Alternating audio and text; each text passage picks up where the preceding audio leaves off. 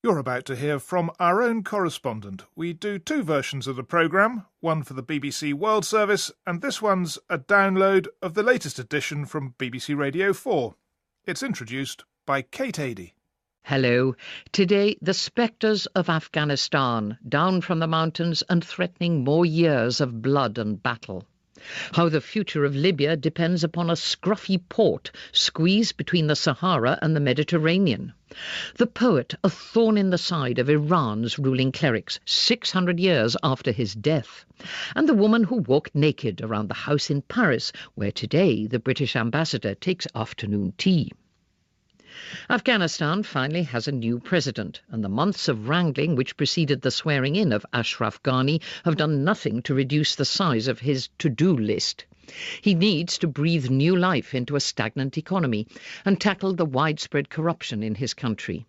Soon, most of the NATO troops who've been leading the battle against the Taliban will withdraw.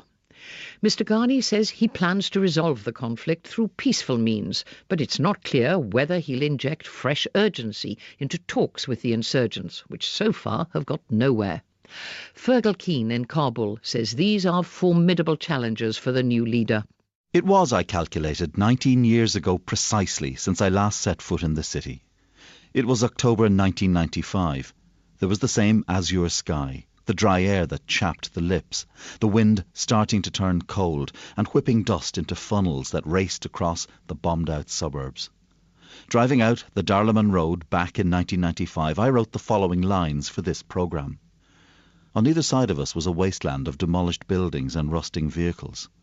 On those few houses still standing, we could see the deranged artwork of the AK-47, its brute patterns sprayed across the walls, like a cave painting of some doomed civilization. The southern suburbs of this city give a new definition to the word desolation. But Kabul is a different city now, different entirely. In nearly 20 years so much has altered. Armies have come and gone. The reign of the warlords was supplanted by that of the Taliban, and the Taliban were themselves overthrown by the armies of the West. On my first trip to Kabul, the Taliban were looming spectres, creeping across the valleys and down the mountains, their rockets and mortars dropping into the city and waking us in the middle of the night. The following year they took power, but the war went on. Osama bin Laden made his base in Afghanistan, and in doing so sowed the seeds of the Taliban's fall.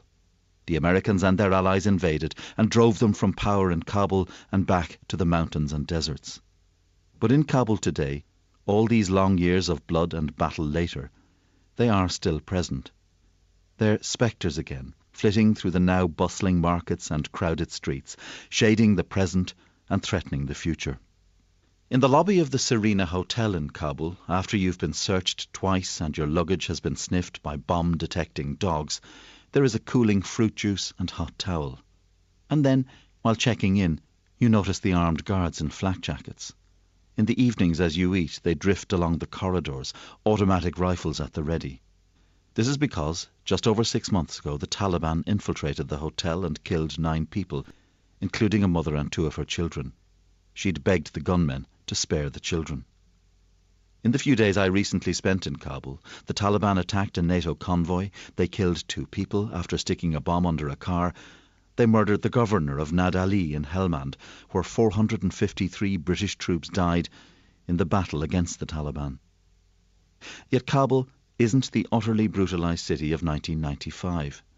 The schools are open and the streets throng with girls and young women who are being educated. The debris of war has been swept away, and the commercial life of the city is being reborn. And people have voted in their tens of thousands for a new president. The election was marred by allegations of fraud, and only international intervention averted a potentially ruinous collapse of the process. But President Ashraf Ghani has made a vigorous start to his term in office, dropping in unannounced on ministries to see for himself how the work is or is not being done, sacking senior figures he judges incompetent. It's the kind of action weary Afghans applaud, but it also makes enemies. In the vast money-guzzling bureaucracies, there is a network of cronyism. The scale of the task facing the President is immense. Billions in foreign aid have been stolen or squandered. Power and wealth is still divvied out along old factional lines. Now the foreign powers are leaving, their attention pulled to other troubled places. The bilateral security agreement signed with the Americans will help keep the Taliban at bay, but it won't defeat them. No more than all the blood and treasure, Afghan and foreign, of the last 13 years has been able to do. As I prepared to leave Kabul, the American embassy issued a warning to foreigners to be wary of potential attacks along the Darlaman Road, the same broad avenue I'd first driven down in the heat of battle nearly 20 years before.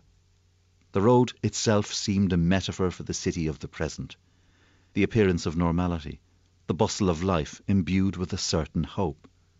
But always the presence of the malign, unseen but relentless, waiting its chance to upend and destroy. Fergal Keane in Afghanistan. A pitched battle's been going on in Libya this week. A former general, backed by army units, tanks and warplanes, has been trying to take back the country's second city, Benghazi, which was occupied by Islamist militias earlier this year. There's also been prolonged fighting in the capital, Tripoli. Thousands have fled their homes, and the internationally recognised interim government has been forced to decamp. It's set up shop in Tobruk, where this week there have been demonstrations against extremism and in support of the army and of law and order. Tim Hewell's been to see if the town's something of an oasis amid a desert of disorder. I love Commonwealth war cemeteries, particularly in currently war-ravaged parts of the world. Their clean, cream limestone lines of graves are often the only order, the only neatness in utterly disordered, untidy places like Gaza or Iraq. It shouldn't be comforting to think that in places where so many lives were lost in conflict in the First or Second World Wars, so many more are being lost in conflict today. And yet they are comforting, and on any assignment when there's time I seek them out. It's not just the delight amid the surrounding chaos of finding meticulously weeded pathways and flower beds. It's that amid the surrounding intolerance, the design of the headstones, uniform right across the globe, is the most perfect, defiant celebration of unity and diversity that I've ever seen. Each hero has the symbol not just of his unit, but of his faith, and sometimes a dedication by his family. But the size and style of the engravings, whether cross, Quranic verse, Star of David, or Hindu symbol, never vary. Compare that, for example, with French or German military graveyards, where the non-Christian fallen stick out instantly as different, as other, because the whole standard headstone is in the shape of a cross. Dictators don't like to touch Commonwealth war cemeteries, even when all their bile is directed against the countries whose dead are buried there. In Soviet Russia, I saw the cemetery on the Arctic Ocean in lonely, snow-swept Murmansk, perfectly maintained. And now, in sand-swept Libya, I've seen the equally well-maintained one in Tobruk, the scruffy port squeezed between Sahara and Mediterranean, where in 1941 the Allies began to turn the tide of the war in the Western Desert against the Axis powers, at the cost, in one Tobruk cemetery alone, of 2,282 Commonwealth lives. Whatever Libya's unlamented dictator, Colonel Gaddafi, thought of the West through most of his 4 decades in power, and he didn't like it, he didn't interfere with its cemeteries. But he didn't really want his people to know about them either. Schools in Tobruk didn't teach their pupils about the war or take them to the graveyards, though they are certainly the only world-famous monuments in the town. They taught Islamic history and the story of the struggle against the Italian occupiers. I know this from a thoughtful young man called Faris, who acted as my driver in Tobruk. He was taken to the cemeteries by his father, a secret Anglophile who'd worked for the RAF. Faris told me about the nostalgia for the old links with Britain. I saw photos of a young Queen Elizabeth, in summer frock and arrestingly bright lipstick, guided round the town in 1954 by a gaunt, becloaked King Idris. And an abandoned Italian-built church in the town centre was pointed out to me as a symbol of the former acceptance of other foreign cultures. All this seemed very relevant, because history has suddenly returned to normally sleepy Tobruk in an extraordinary, unexpected way. Civil war has split Libya in two, and this small town is now the last refuge of its democratically elected authorities. They've been forced out of the capital Tripoli by Islamist-led militias, and Tobruk is desperately appealing to foreign powers for support against what they fear will be a gradual takeover of Libya by violent jihadis. The cemeteries, democracy, a fight against extremism. Somehow I begin to imagine Tobruk as an outpost of openness. But then I see I'm wrong. Tobruk may be anti-Islamist, but it's deeply conservative, shuttered to the outside world. Faris, the son of the Anglophile, is well-educated and English-speaking. He's lived abroad in Holland. But at home he isn't even allowed to let me meet his mother or sisters. Women can't set foot in most of the streets of Tobruk without being subjected publicly to the lewdest abuse. They can't go to cafes even with their own families. A husband who dared to walk through the town with his pregnant wife will be told he wasn't a real man. Tolerance? In a limited political way, perhaps. But I come to realise that the multi-faith allies, the lipsticked Queen, of course, they belonged to another world, just passing through. The future of Libya now depends on what happens in Tobruk. If the legitimate parliament sheltering there doesn't succeed in returning to power in Tripoli, the revolution 3 years ago against Gaddafi and the massive international bombing campaign that supported it will all have been for nothing. That would be some failure. But whether it does or it doesn't, the culture of Tobruk itself and most of Libya will remain the same. And for tolerance of diversity, you'd be best off sticking to the Commonwealth War Cemetery, out of town, on the road to the airport. And that was Tim Hewell. The Scottish saltire was much in evidence. There were plenty of Union Jacks too. But these weren't the only flags seen flying as Scots took part in their referendum campaign in the summer. A host of separatist organisations were there, taking notes. There were flags from places like Catalonia and the Basque Country, and also the distinctive black-headed insignia of Corsica. This island, politically part of France, has experienced a violent independence struggle since the 1970s. But this summer, the militants announced they were putting down their weapons. Martin Buckley has been to see if peace has finally broken out. As I drove around Corsica, I was struck once again by the island's violent beauty. Against a backdrop of jagged granite mountains, the maquis had erupted into brilliant yellows and purples. The beaches I glimpsed from the twisting roads showed white sand alongside turquoise water. The survival of the Corsican landscape, compared with the desecration of so much of the Mediterranean coastline, seems miraculous. But as several Corsicans recently reminded me, it's the independence movement's willingness to blow up seashore developments that's protected the so-called Île de Beauté, the Isle of Beauty. It's important to add that no tourist has ever been harmed. For a mountainous terrain where agriculture is a tough challenge, tourism is a blessing, the golden goose no one would dream of killing. But outside the summer months, when the island's population doubles with holidaymakers, an armed struggle has raged for over 40 years. Corsicans have always had a reputation for toughness and vendetta. James Bond fell in love with and married the daughter of a Corsican brigand. According to the newspaper L'Express, Corsica's more violent than its near neighbour Sicily. In the last 3 years alone, there have been 40 murders, mostly mafia-related, grand banditry, as it's rather picturesquely known. Executions take place with clinical efficiency, but their motives are opaque. There's often speculation about land deals, murders designed to, in a sinister phrase, send a message, and revenge killings tit for tat. But experts on organised crime admit that the threads of violence in Corsica are impossibly tangled. What is certain is that almost none of the murderers is ever apprehended. But why are there prominent public officials among those murdered? Why has Corsica had an armed independence struggle? In 1768, Corsica became a French colony. It had one of Europe's earliest functioning democracies, but France brutally abolished that, shut down the university, and banned the indigenous language. Over the next 2 centuries, the island was rendered into a region of France. But resentment smouldered on. In the 1970s, after Vietnam and revolutions worldwide, armed revolt broke out against Corsica's perceived colonial ruler. The fighters made their mark, wearing down the French state with the kind of attrition shown by the IRA in Northern Ireland. But by the 1990s, various independence factions were turning against each other, and political goals were getting foggy. French security forces had ever more efficient electronic surveillance, and public support for armed struggle was declining. Many younger islanders aren't gripped by the nationalist fervour that animated their father's generation. I spoke to a man in his late 30s who has a young family and is building a successful business. He felt uneasily that he should sympathise with the older generation's long struggle. But what did they achieve, he asked. Undeveloped beaches, yes. And some say they held back drugs trafficking on the island. But they didn't achieve independence. And ironically, the ballot box could now be the key to Corsica's future. Recent elections, like the mayoralty of the important city of Bastia, have seen independence candidates gaining power.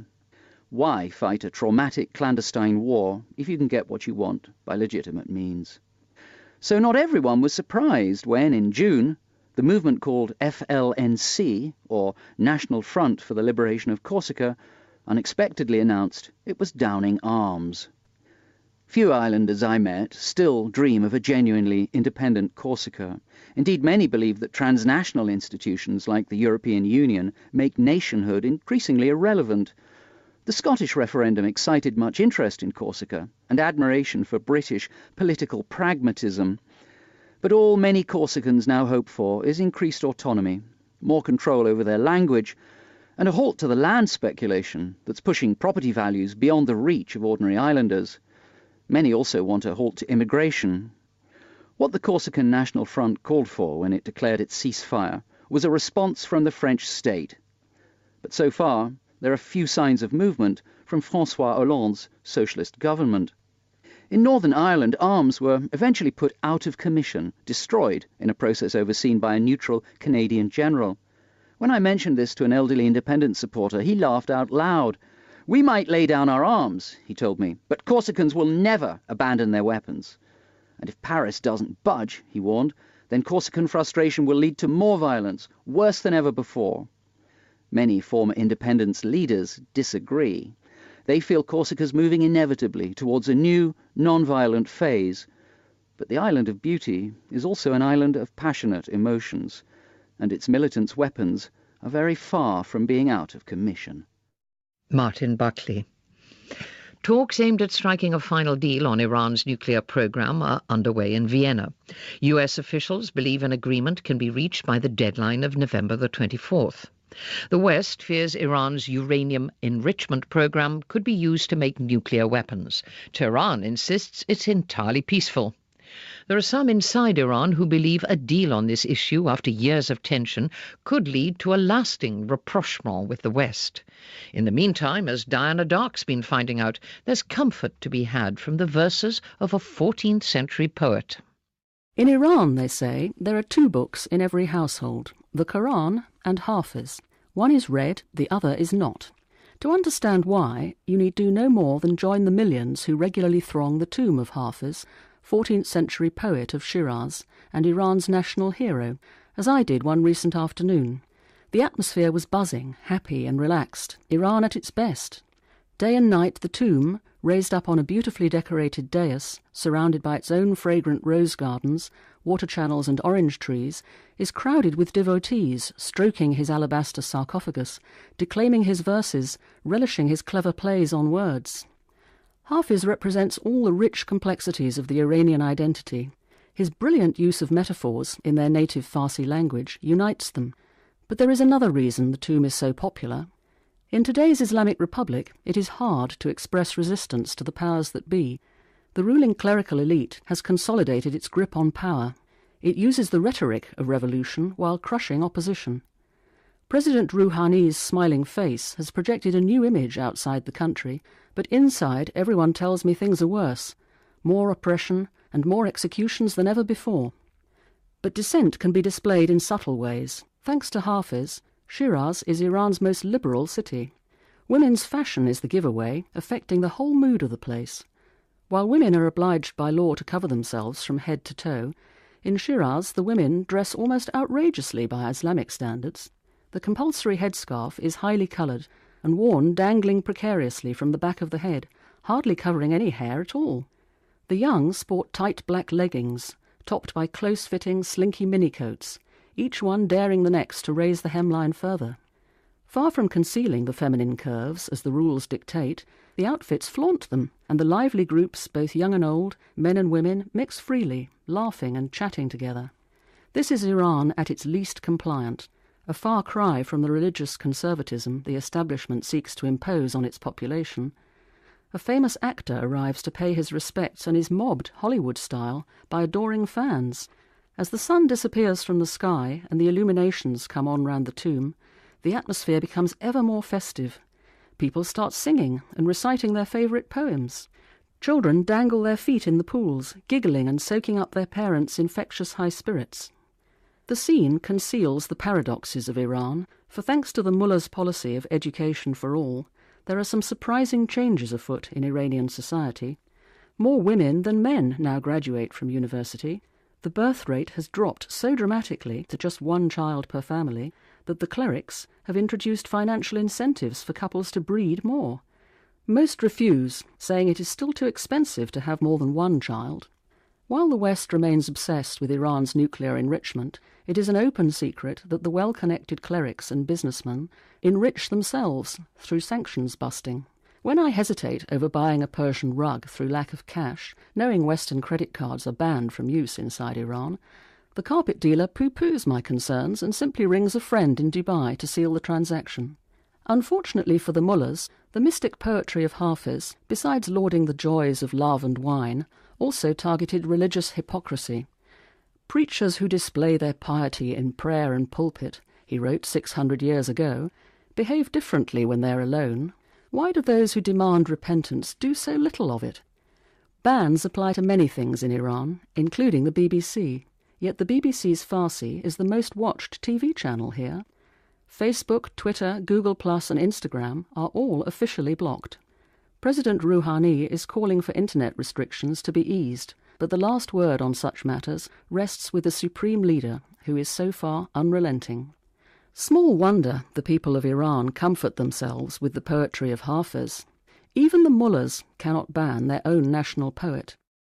And that was Diana Dock. On Monday, a gala dinner is being held in Paris to mark the 200th anniversary of the UK embassy there. It was in 1814 that the Duke of Wellington bought the grandiose Hôtel de Charost, which is just a few doors down from the Élysée Palace. Ironically, the person he bought it from was none other than the sister of his arch-enemy Napoleon, Pauline Borghese. For 2 centuries, the magnificent building and its gardens have played host to history, observing the ups and downs of our two countries' often complicated relationship. Hugh Schofield, who lives in Paris, has got to know the place well. He says that from the Crimean War to the Common Market, it's been the scene of vital diplomatic action as well as intrigue. If you want to know the secrets of a stately home, I always say, just ask the butler. Happily, the British Embassy in Paris, the sumptuous architectural pearl that is the Hôtel de Charost, boasts a butler who is in every way befitting of his charge. I say butler because that's how he's referred to on his business card, but in fact Ben Newick is rather more than that. Head of Embassy Admin, I guess, would be the modern business parlance, except it sounds so grim. So let us stick with butler, and let us stick with the wonderful Ben Newick as he conducts me around the UK ambassador's residence in Paris. Not technically the embassy anymore, because that's now next door. The hotel was built in the 1720s when the Rue de Faubourg Saint-Honoré was a winding road that passed through fields and market gardens to the village of Roule. For our purposes, it comes into its own when it's bought in 1803 by the wayward Pauline Borghese, sister of Napoleon, wife of an Italian prince, and by all accounts, a bit of a wrong-un. In the history of the embassy, we read that at her levee, or receptions, Pauline liked to walk around naked in order to be admired.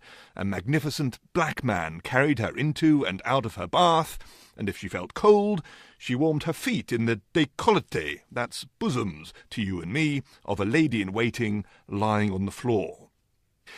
She can't have been all bad, though, Pauline, because the house as we see it today is basically hers.